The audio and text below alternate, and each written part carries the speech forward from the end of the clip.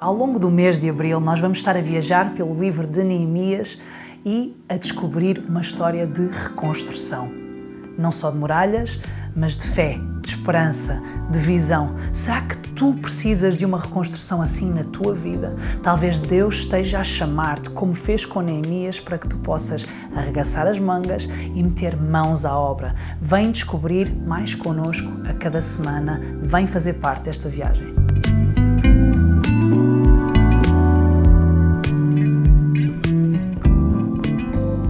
Boa noite.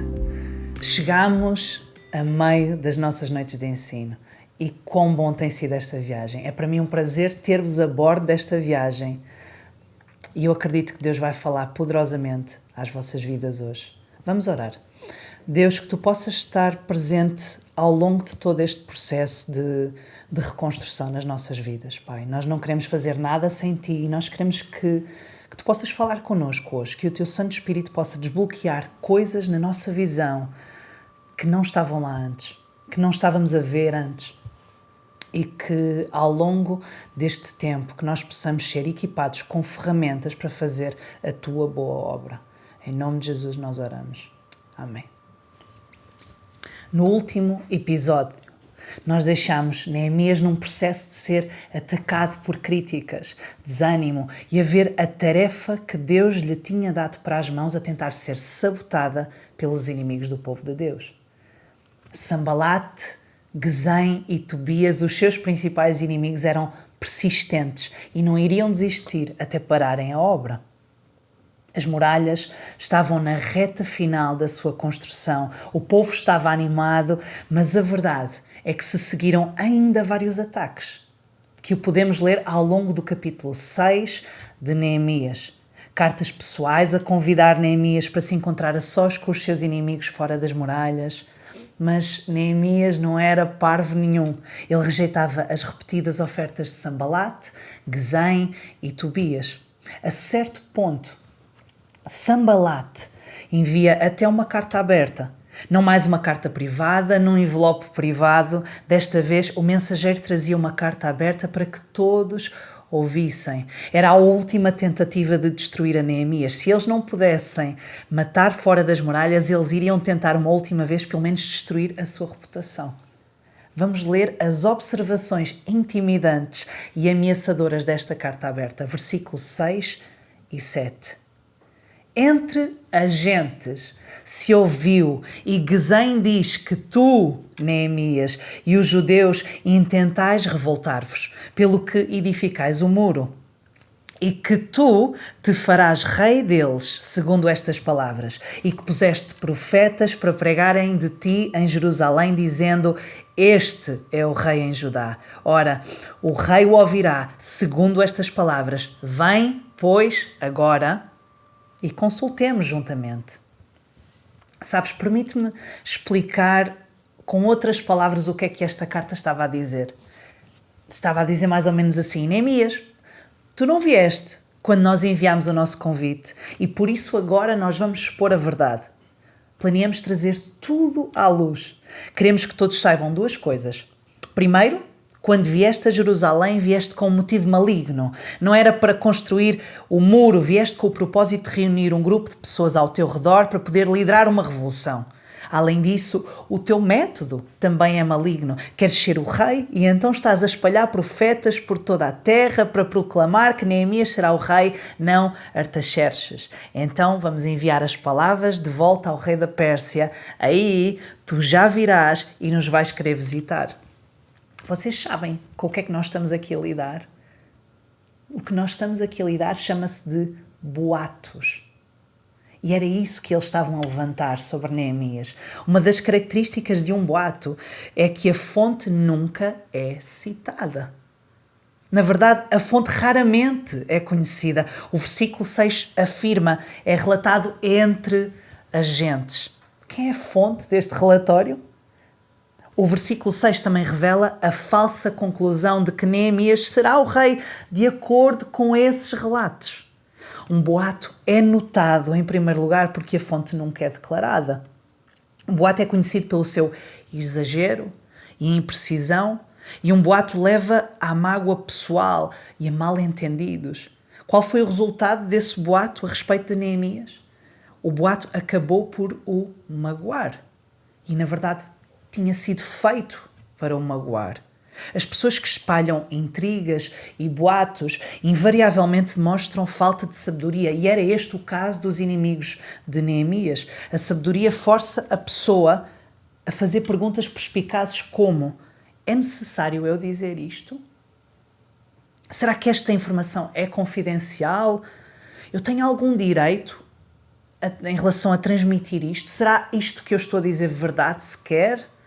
Será que isto vai beneficiar a pessoa que me ouve? A sabedoria provoca a resposta a todas estas questões da seguinte maneira: não abras a tua boca. Porque Deus odeia aqueles que semeiam discórdia entre a sua família. Qual é que deve ser a tua resposta quando és confrontado por um boato ou um rumor? No caso de Neemias, ele respondeu lindamente e de forma ousada e precisa no seu versículo 8. Porém, eu enviei a dizer-lhe: de tudo o que dizes coisa nenhuma sucedeu, mas tu, do teu coração, o inventas. Porque todos eles nos procuravam atemorizar, dizendo: as suas mãos largarão a obra e não se efetuará.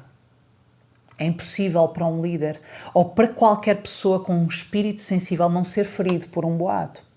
Não importa o quão forte tu sejas, vais passar por momentos em que o comentário dos outros realmente te vão magoar. A razão pela qual estou a referir este momento na introdução do episódio de hoje é porque este foi o derradeiro momento em que Tobias, Sanbalate e Gesem tentaram cessar a construção da muralha antes de ela ser concluída. A sua tentativa mais desesperada. Na verdade, aquilo que mais é causa para desentendimentos no meio de pessoas e principalmente no meio dos filhos de Deus não é o álcool, as drogas, a violência, é na verdade a língua. A palavra de Deus diz que a língua do homem é o músculo mais destrutivo. Se os inimigos de Neemias conseguissem que as más línguas se soltassem dentro das muralhas, eles não precisariam de fazer mais nada. O povo de Deus se autodestruiria. Há poder naquilo que nós declaramos e nas palavras que deixamos ser declaradas sobre aquilo que Deus colocou no nosso coração reconstruir. Os nossos sonhos, o nosso casamento, o nosso ministério, a nossa família. Nós precisamos ter cuidado com a nossa língua, porque dela pode vir vida ou morte. O que é que nós devemos fazer quando temos desacordos que precisam de ser expressos? Em primeiro lugar, precisamos lembrar-nos do que é ensinado em Efésios 4:29. Não saia da vossa boca nenhuma palavra torpe, mas só a que for boa para promover a edificação, para que dê graça aos que a ouvem. De seguida, nós precisamos procurar levar esses desentendimentos aos líderes que podem ajudar-nos. Àqueles que realmente ouvirão, avaliarão e responderão ao que temos a dizer. Se nós semearmos ou alimentarmos discórdias, boatos, mentiras, maledicência, mexericos, essas serão as mesmas coisas que colheremos em abundância para as nossas vidas e para as coisas que vamos construir. Mas a verdade é que Deus não para enquanto que nós estamos a ser atacados. E a obra de Deus, a muralha, havia sido finalmente concluída. Estas são as boas notícias. Este é o tempo de celebrar. Nós vejamos o que diz o versículo 15. O que é que acontece? Assim o muro foi concluído. Os tijolos finais foram colocados no meio de um ataque após outro. Neemias sobre a mira de imensos ataques. Mas a muralha foi construída, tijolo a tijolo. O versículo 16 diz: e sucedeu que, ouvindo-o todos os nossos inimigos, e quem é que eram estes inimigos? Era Gesem, Tobias, Sanbalate. Temeram todos os gentios que havia em roda de nós e abateram-se muito em seus próprios olhos, porque reconheceram que o nosso Deus fizera esta obra. Esta é a experiência mais emocionante do mundo, ver Deus a vir ao nosso encontro quando nós estamos desamparados no meio do incessante assalto do inimigo. Apesar da interminável barragem verbal, o muro foi construído. E enquanto o inimigo tenta desesperadamente destruir, Deus constrói. No cenário dos 2 primeiros versículos do capítulo 8, a experiência mais emocionante acontece desde que a parede havia sido concluída. É útil saber que nesta época havia um vácuo espiritual na cidade. O projeto de reconstrução do muro havia sido concluído e as pessoas haviam-se mudado para as suas próprias casas. De acordo com o capítulo 7, que é um capítulo detalhado sobre a estrutura organizacional, as pessoas estavam agora bem ordenadas, bem defendidas, bem governadas, mas nessa comunidade, embora os seus moradores tivessem boas casas e bons empregos e fossem bem protegidos, ainda faltava alguma coisa. Neemias sentiu o vácuo espiritual, assim como o povo. Uma verdade importante emerge de tudo isto. Não basta ter uma superestrutura bem construída se há pouca ou nenhuma vida no seu interior. Como isso é verdade nas nossas vidas. Todos nós já vimos belas estruturas e belas fachadas, mas dentro não existe beleza ou vida.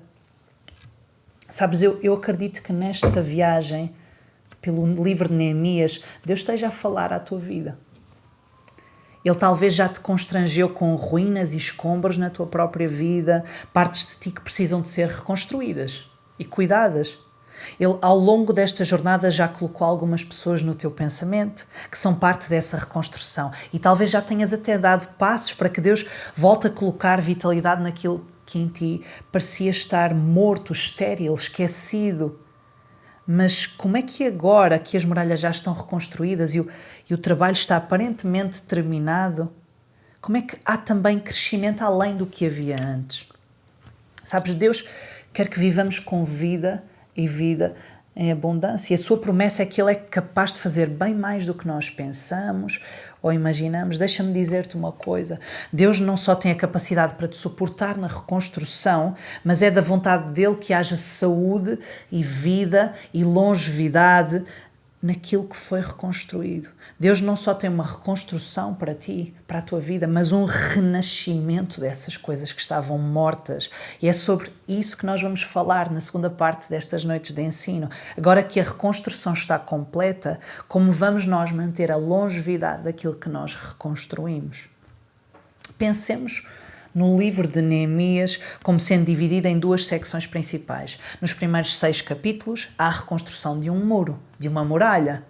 Nos últimos 7 há uma reinstrução das pessoas que construíram aquela muralha. E nesta segunda parte, a primeira coisa que acontece nos dias de Neemias para garantir que houvesse vitalidade dentro das muralhas foi o seguinte: a palavra de Deus foi proclamada de forma aberta e ousada. Muitas vezes, quando o sucesso vem, há uma tendência de operar com combustível emocional, com entusiasmo, com bons sentimentos, em vez de usar o combustível autêntico da verdade de Deus, da verdade estabelecida, da palavra de Deus sobre as nossas vidas. E começando com as palavras iniciais do capítulo 8. Lemos como estes eventos ocorreram. Versículo 1. E chegado o 7º mês, e estando os filhos de Israel nas suas cidades, todo o povo se ajuntou como um só homem, na praça, diante da porta das águas, e disseram a Esdras, o escriba, que trouxesse o livro da lei de Moisés que o Senhor tinha ordenado a Israel. Versículo 2. E Esdras, o sacerdote, trouxe a lei perante a congregação, assim de homens como de mulheres e de todos os sábios para o ouvirem no primeiro dia do 7º mês. E leu nela, diante da praça, que está diante da porta das águas desde a alva até ao meio-dia, perante homens e mulheres e sábios, e os ouvidos de todo o povo estavam atentos ao livro da lei. Em primeiro lugar, houve a leitura da palavra de Deus. A exposição começa aqui, não com a opinião do homem, mas com a verdade estabelecida de Deus. Em segundo lugar, havia respeito óbvio pela verdade. As pessoas ouviram com atenção. Versículo 5. E Esdras abriu o livro perante os olhos de todo o povo, porque estava acima de todo o povo. E abrindo ele, todo o povo se pôs de pé. E Esdras louvou o Senhor, o grande Deus, e todo o povo respondeu: Amém, Amém. Levantando as mãos, inclinaram-se e adoraram o Senhor com o rosto em terra. Em terceiro lugar, a verdade foi explicada para que todos os que ouvissem entendessem. Versículo 8. E leram o livro na lei de Deus e declarando e explicando o sentido faziam que, lendo, se entendesse. Depois de uma leitura oral do livro, os dotados das suas verdades traduziam para dar sentido ou significado. A palavra traduziam significa em hebraico fazer algo distinto, separá-lo de outra coisa de modo a fazê-lo fluir juntos de uma forma significativa. Eles separaram a palavra, versículo a versículo, passagem a passagem, para que se encaixasse de forma inteligente, clara e inteligível. Em quarto lugar, a verdade de Deus foi aplicada. Quem ouviu respondeu. Versículo 9. E Neemias, que era o governador, e o sacerdote Esdras, o escriba, e os levitas que ensinavam ao povo, disseram a todo o povo: Este dia é consagrado ao Senhor, vosso Deus, pelo que não vos lamenteis, nem choreis, porque todo o povo chorava, ouvindo as palavras da lei. Uau! Por que é que eles estavam a chorar? Eles sabiam que eram culpados. Eles estavam a pensar naqueles anos em que viveram sem nenhuma contribuição espiritual. Eles também se lembraram dos pecados dos seus antepassados que os levaram a cativeiro. A profundidade da sua culpa trouxe choro.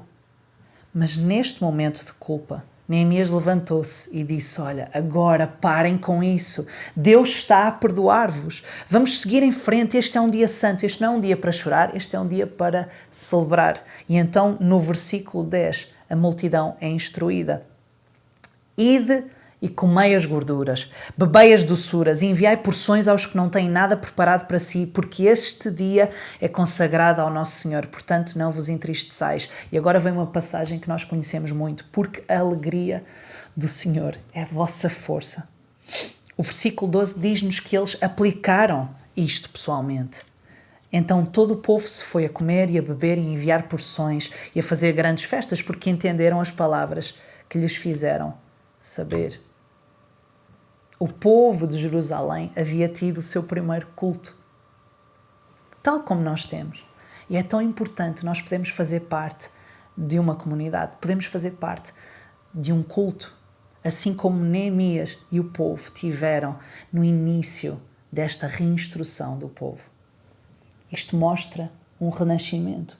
A Bíblia havia sido proclamada e o povo impactado. As pessoas que haviam construído os muros e agora estavam seguras por detrás desses mesmos muros começaram a receber informações da palavra de Deus. E isto as motivou e as transformou por completo.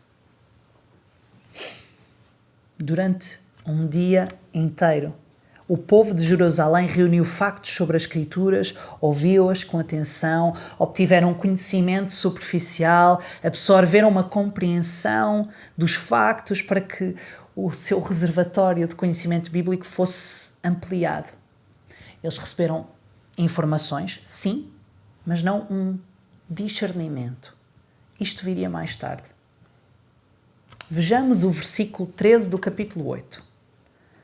E no dia seguinte, ajuntaram-se os cabeças dos pais de todo o povo, os sacerdotes e os levitas, a Esdras, o escriba, para atentarem nas palavras da lei. Os líderes dos lares, os pais, os líderes religiosos, sacerdotes, levitas, reuniram-se com Esdras para obter discernimento sobre a palavra de Deus.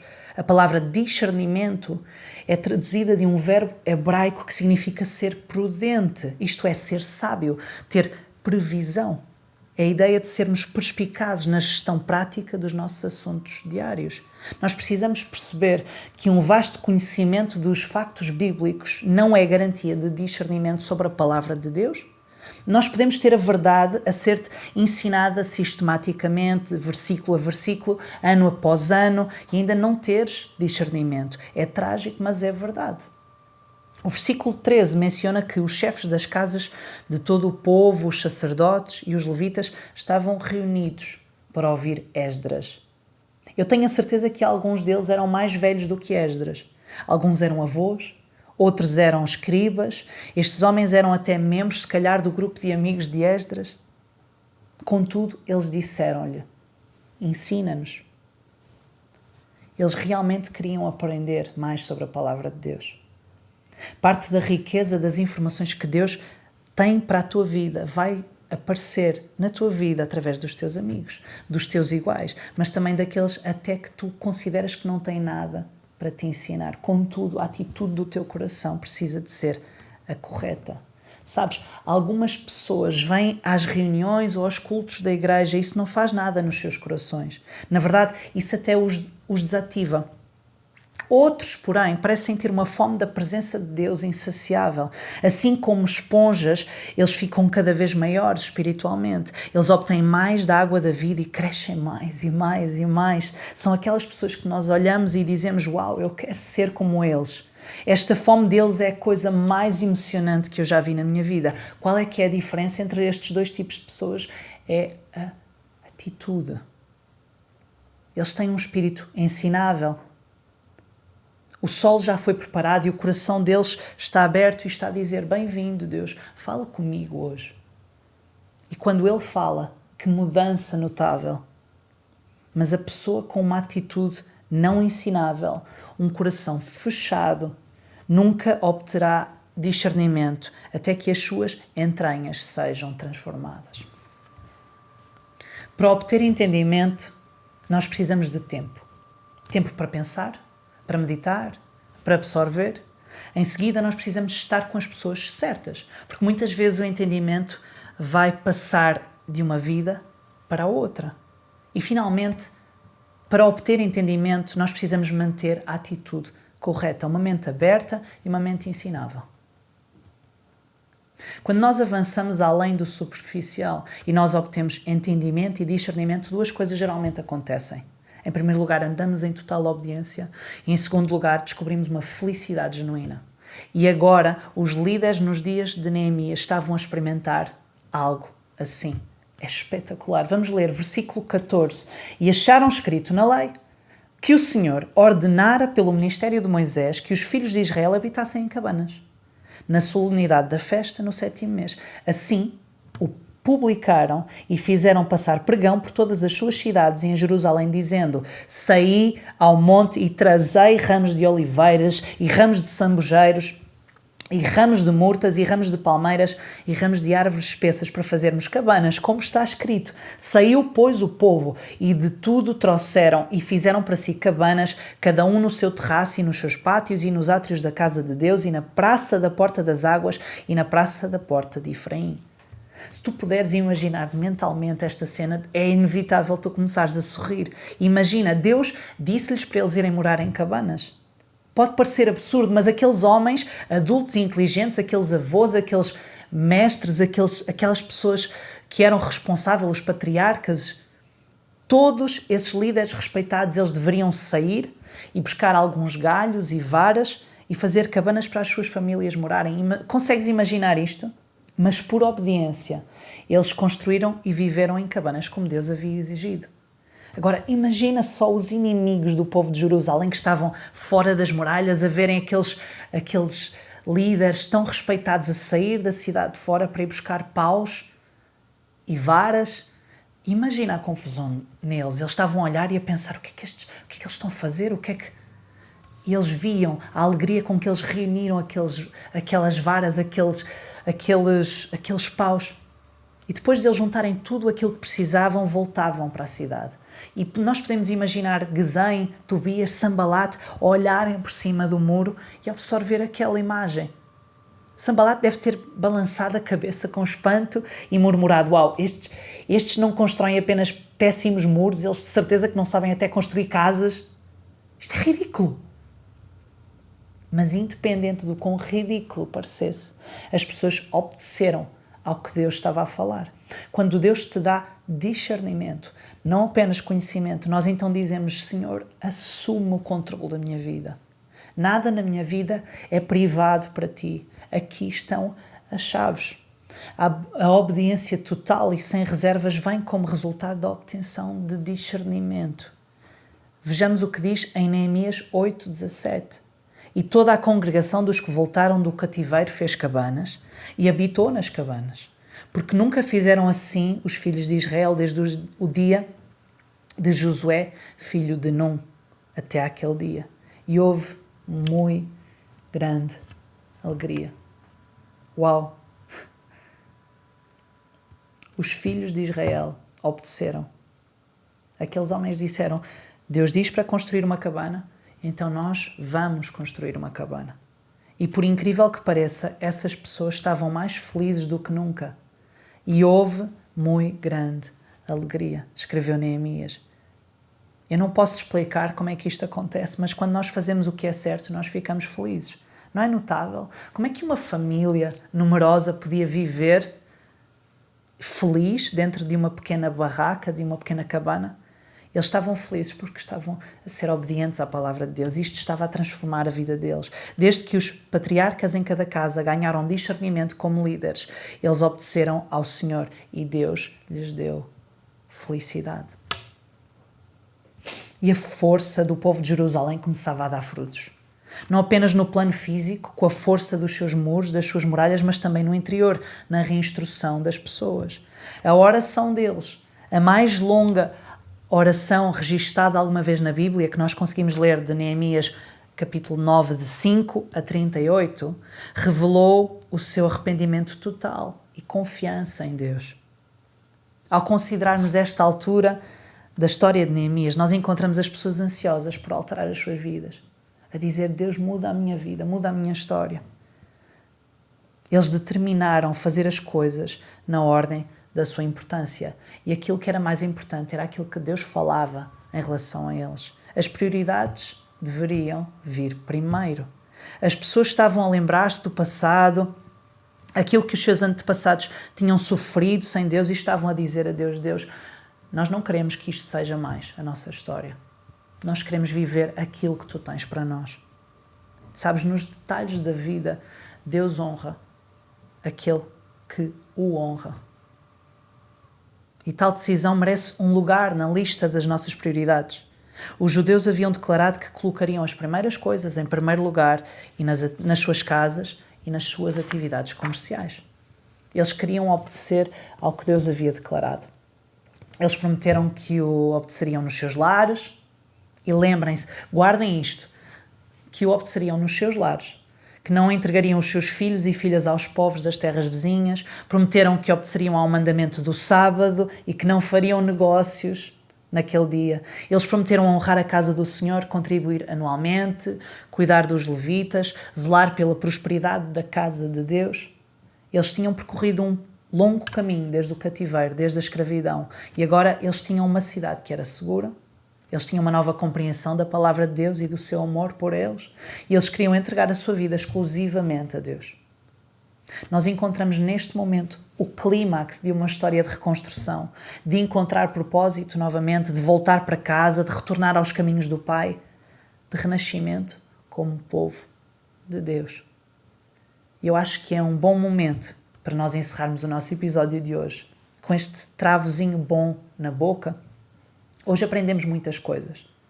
O poder corrosivo dos boatos, como o povo de Deus trouxe saúde para a sua vida espiritual dentro do muro e como essa vitalidade os levou a se comprometer com a palavra de Deus, a entregar a sua vida a Deus. No entanto, este não é o final da história. Será que a história de Neemias nos vai ensinar pela positiva ou pela negativa no seu final? Espera-nos vitória ou desgraça? Juntem-se a mim na próxima semana, ao concluirmos este estudo sobre o livro de Neemias.